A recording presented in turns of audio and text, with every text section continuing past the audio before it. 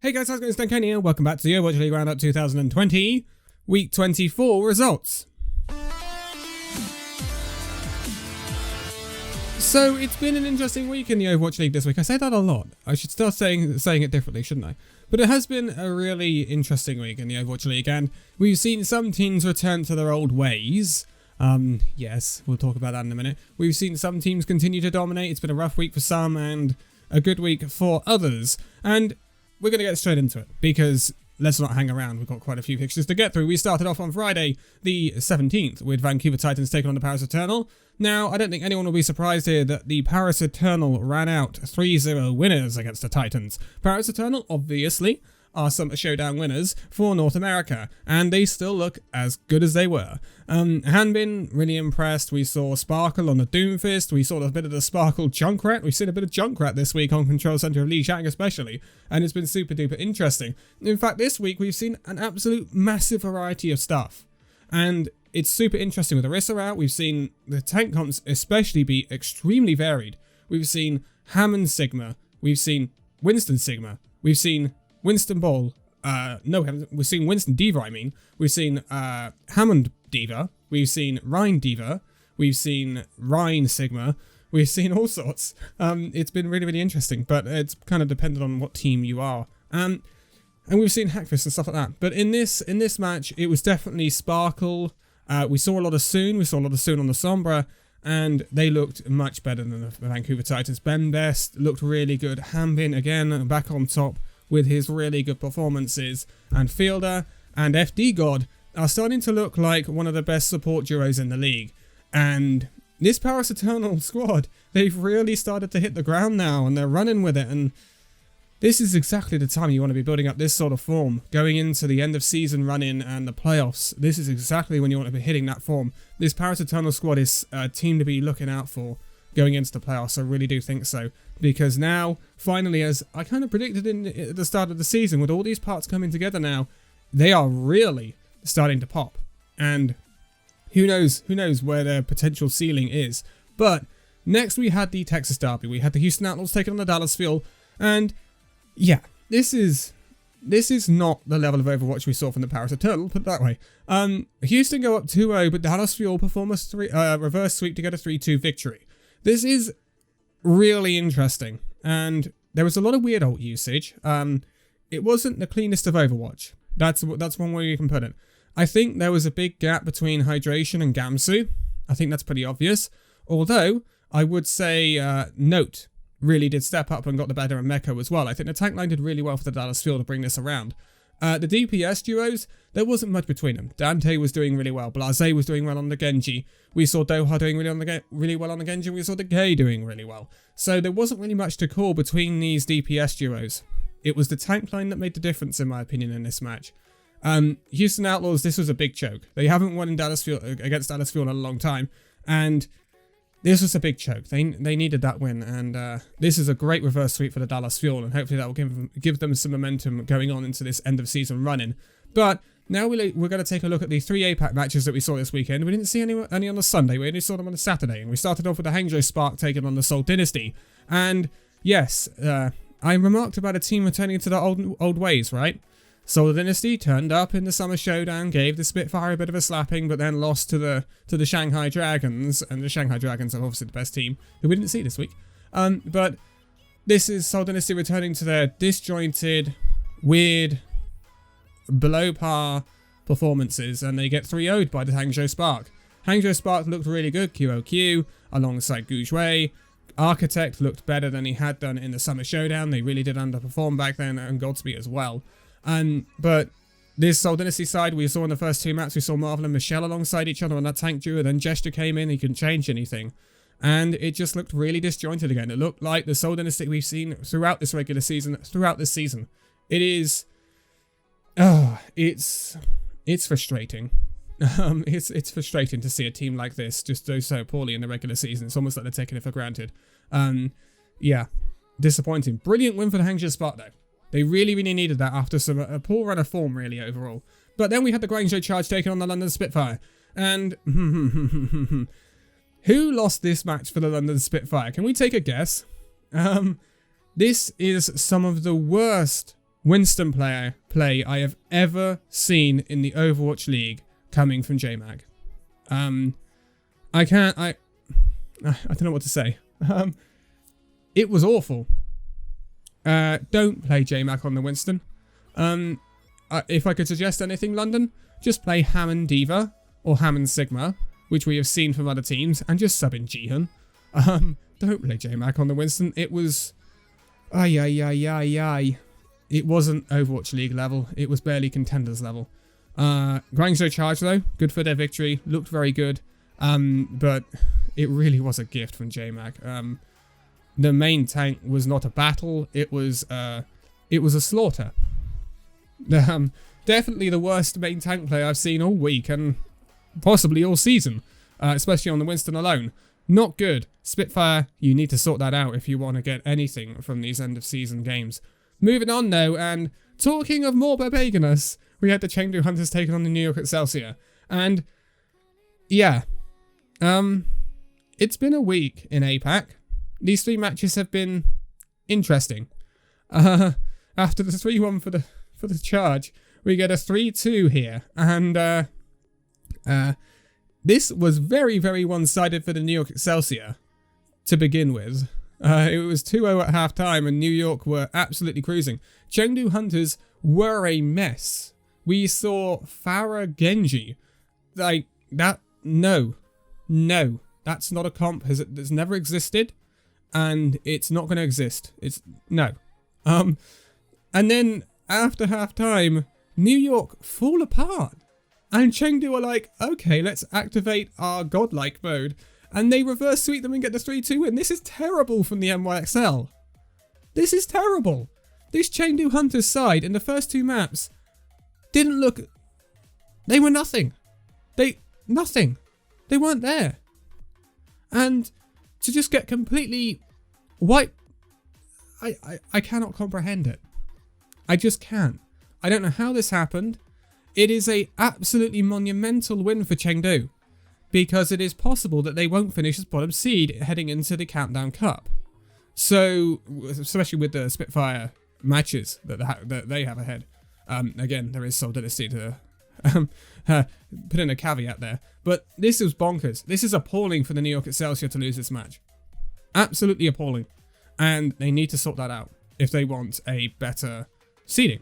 So, we move back to NA now for the rest of this video, and we saw the Vancouver Titans taking on the Los Angeles Gladiators. It's been an extremely rough week for the Los Angeles Gladiators, for the Vancouver Titans, I should say. And, yeah, doesn't get any better. It's a 3-0 for the Los Angeles Gladiators. I actually thought this would be a little bit closer, considering the inconsistency we've seen from the Gladiators, but their quality did see out here. Finally, the Gladiators have got a lot of games coming up. They've got a lot of matches to see out this season. They're one of the lowest played teams. They haven't played as many matches as the rest of the league. So they've got a lot of games to see out, and this is the sort of thing they need to do. If they continue on this form and this trend, they will be able to secure themselves a very nice seeding going into the playoffs. But ooh, Vancouver. Ooh, Vancouver. Rough week, 0-6. Not much more to say about that, is there? Then we had the Washington Justice taking on the Toronto Defiant. 3-0 for the Toronto Defiant. Washington Justice, again, this match was Papega. At times they couldn't take high ground. They didn't know how to position themselves. They didn't know, their rotations were so darn bloody slow that, I don't know, it's worse than watching Orisa play. Some of these matches, it's a really weird week, I'm not going to lie, but Toronto Defiant definitely worthy of their 3-0 victory. Washington Justice still with a lot of coaching issues, a lot of just, engagement issues. It's not good. That's all I can say. It's not good. Toronto Defiant, though, Surefall looking good, as always, and they were good for their win here. Kariv. It's just Kariv. Then we move on to the San Francisco Shock taking on Boston Uprising. I'm sure you've heard of what happened in this match.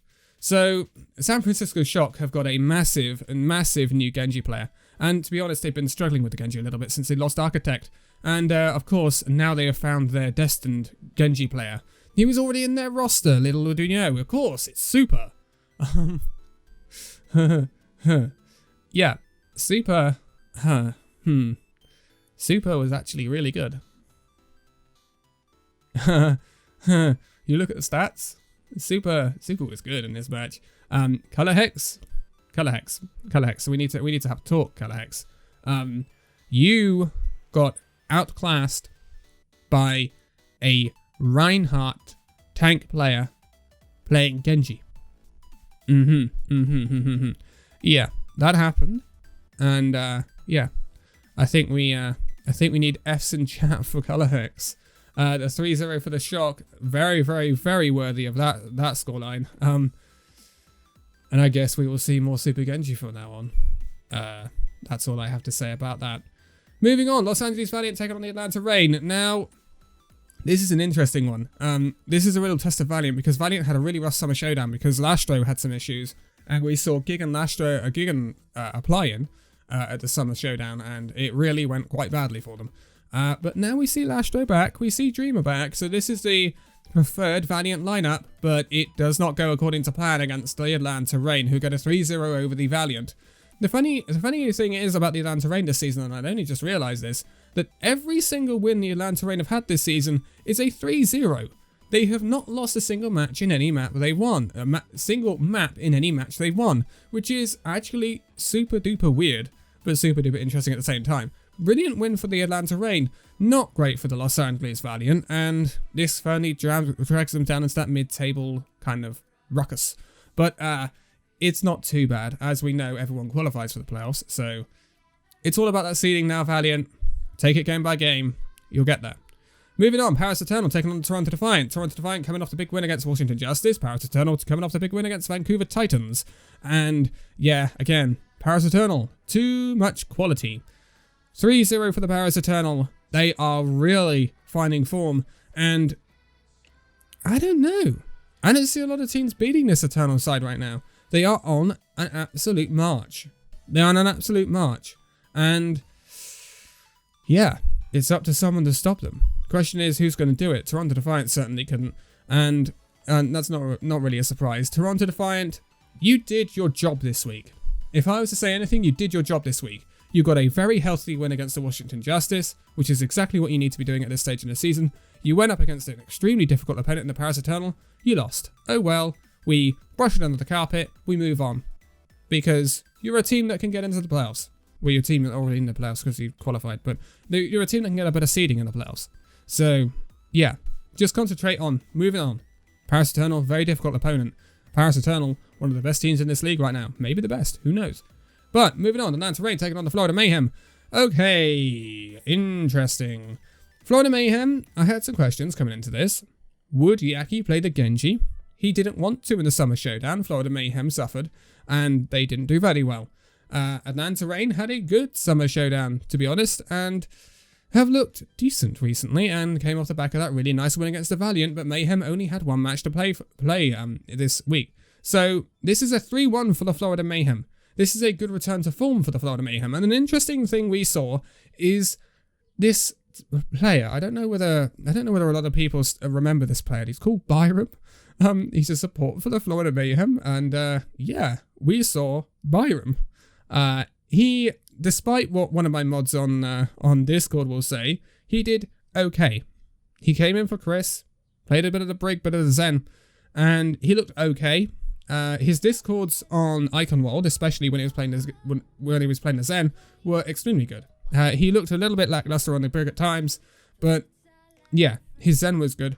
Atlanta Reign, outplayed at times here. Gator was feeding a lot of time, especially when that Discord was on him, and they didn't really know how to respond to it. Yaki did very well. BQB did very well, and this is the Florida Mayhem perhaps returning to a little bit of form, which was what we need to see for them heading into the end of the season. They are still possible to get a really, really nice seeding. So, yeah. Florida Mayhem, good win. Atlanta Reign, a rough one. But, again, not too bad. Not the end of the world. But lastly, we had the Boston Uprising taking on Los Angeles Valiant. Both teams coming off the back of 3-0 losses.